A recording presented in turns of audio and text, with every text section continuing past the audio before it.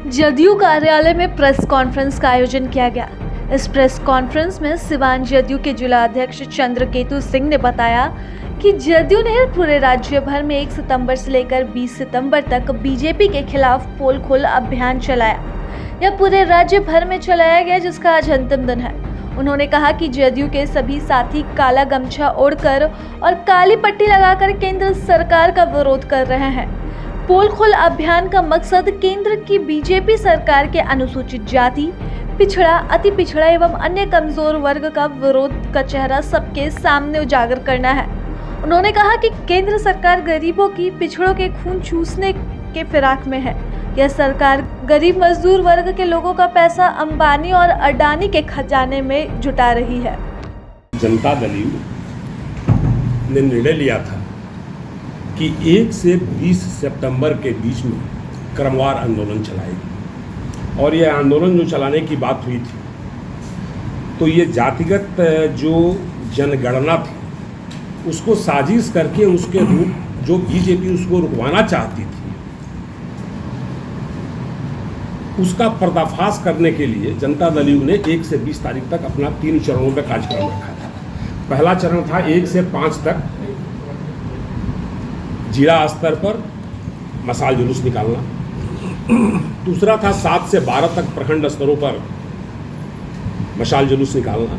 और तीसरा चरण जो था 15 से 20 तारीख के बीच में काला दिवस, तो उसमें था कि काला कपड़ा पहनना है या कब जैसे भी हो अपना विरोध प्रदर्शन करना था।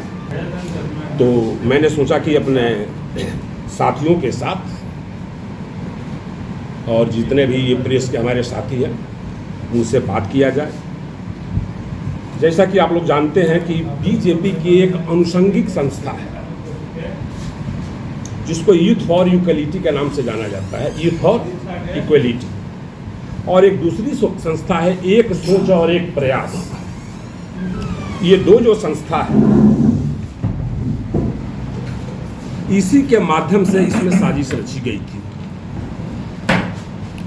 तो हम पहली बात ये हम जानना चाहते हैं कि ये जो इसकी वेबसाइट जो है, उस वेबसाइट पर हमारे देश के आदरणीय प्रधानमंत्री नरेंद्र मोदी जी का फोटो है, और वो कहते रहते हैं कि वो संस्था, मेरे संस्था से कोई उसका संपर्क नहीं है। अगर नहीं है तो उस वेबसाइट पर हमारे माननीय प्रधानमंत्री जी का फोटो क्यों लगा हुआ है? और दूसरी बात, एक सोच और एक प्रयास, यह सब कोई जानता है कि यह एक आरक्षण विरोधी संस्था है। जब मंडल कमीशन की भी बात हुई थी, जब 27% ओबीसी को आरक्षण दिया गया था, उस आरक्षण में भी ये संस्था कोर्ट गई हुई थी, और वह संस्था भी हमारे माननीय प्रधानमंत्री जी के साथ है। और ये दोनों जो संस्था है, एक संस्था के प्रोफेसर रागी साहब हैं और दूसरे मक्खन लाल। और यह सर्वविदित है कि ये जो दोनों उस संस्था के जो हेड हैं, कहीं ना कहीं बीजेपी और आरएसएस से जुड़े हुए व्यक्ति हैं। हम आप लोगों के माध्यम से पूछना चाहते हैं कि उनके संस्था से ये लोग जुड़े हुए हैं या नहीं है। अगर बीजेपी जातिगत जो गणना थी उसकी पक्षधर अगर बीजेपी होती तो ये क्यों कहती कि राज्यों के पास जातिगत जनगणना करने का कोई अधिकार नहीं है? और फिर बिहार सरकार जब अपने खर्चे से यह जातिगत जनगणना शुरू करा दी, तो फिर ये दोनों संस्थाओं के माध्यम से ये लोग कोर्ट पहुंचे। आज जब वहां बात नहीं बना, तो भारत सरकार के जो सॉलिसिटर जनरल है, सॉलिसिटर जनरल साहब को बिना कोई कोर्ट के सम्मन के उनको न्यायालय में उपस्थित कराया गया, उसका विरोध किया गया। तो अगर भारतीय जनता पार्टी की इस पर मंशा साफ रहती, जातिगत जनगणना को नहीं रुकवाना चाहती, तो केंद्र सरकार के सॉलिसिटर जनरल को वहां क्यों भेजती?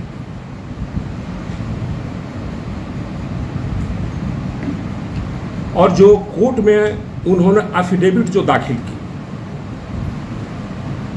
जैसा कि पूरे भारत में उसमें चर्चा भी है कि जैसे हमारे माननीय प्रधानमंत्री अपना कपड़ा बदलते हैं, शायद कोर्ट में भी वैसे ही एफिडेविट भी वो बदलते हैं।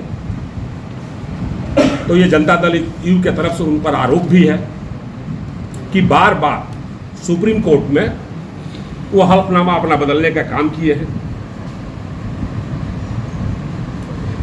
बीजेपी जो 2 करोड़ युवाओं को सालाना रोजगार देने की बात कर रही थी,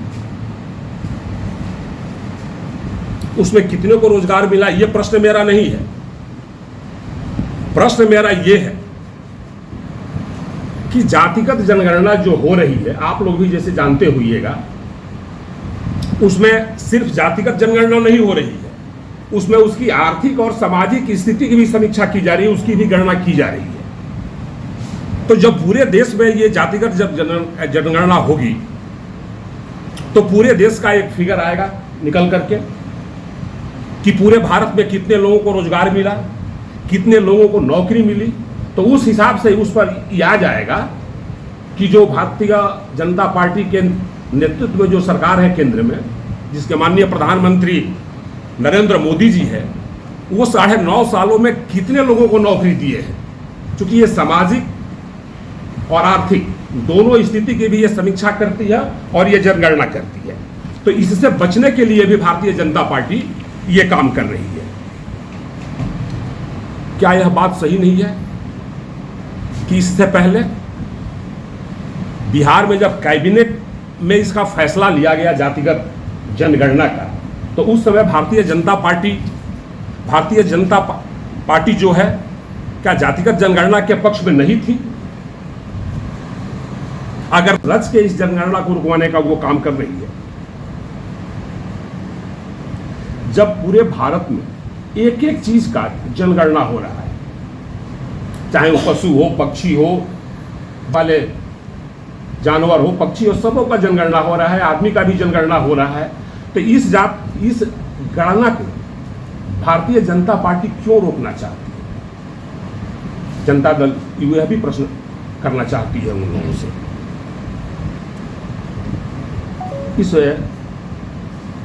पत्रकार सम्मेलन के माध्यम से हम एक चीज और जानना चाहेंगे केंद्र सरकार से कि कक्षा 1 से 8वीं तक छात्र छात्राओं के लिए पीएम यशस्वी योजना जो लागू की गई थी, उस योजना को क्यों बंद कर दिया गया?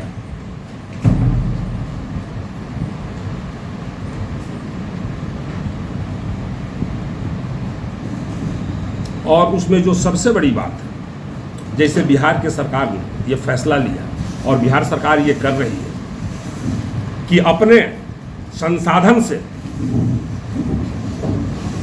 उससे भरपाई भी कर रही है, और ही नहीं, आगे की पढ़ने का रास्ता भी वो साफ कर रही है कि बिहार के जो प्रतिभावान छात्र हैं, चाहे वह किसी भी जाति और समुदाय से हो, जो पढ़ने वाले बच्चे हैं, कहीं ना कहीं से उसकी बाधित न हो। तो ये बिहार सरकार वो प्रोत्साहित कर रही है। क्या इस तर्ज पर केंद्र की सरकार वह प्रोत्साहन राशि नहीं दे सकती है? वह लोगों को पढ़ने के लिए या उच्च शिक्षा में जाने के लिए, जैसे बिहार सरकार ने निर्णय लिया है कि 4 लाख का स्टूडेंट क्रेडिट कार्ड भी देती है, उस तरह केंद्र सरकार कहीं कोई व्यवस्था तो कायम कर सकती थी ताकि भारत के लोग पढ़ सके, भारत के लोग उच्च शिक्षा ले सके। लेकिन कहीं से हमारे माननीय प्रधानमंत्री जी को यह जरूरी नहीं लगता कि देश में शिक्षा की भी जरूरत है। देश में जो गरीब लोग हैं, जो शिक्षा से वंचित लोग हैं, उन लोगों को भी कहीं ना कहीं किसी न किसी माध्यम से शिक्षा दिया जाए और उनको प्रथम कतार में लाकर खड़ा किया जाए। और जो सबसे बड़ी बात है कि परिसीमन जो होता है अपने यहाँ, वह जनगणना के आधार पर होता है। और 2011 के बाद 2021 में उसको जनगणना हो रहा था, जो कि हर 10 वर्ष के अंदर कहीं ना कहीं से जनगणना होती है, और उस जनगणना को उन्होंने नहीं होने दिया और उलट एक महिला बिल सदन में लेकर आए हैं। यह सब कोई जानता है जितने भी संविधान को जानने वाले लोग हैं या राजनीति समझने वाले लोग हैं, वह सब लोग जानते हैं कि इसको जब तक प्रदेश में 50% राज्य सरकारें इसको अपने यहाँ से पारित न कर दें,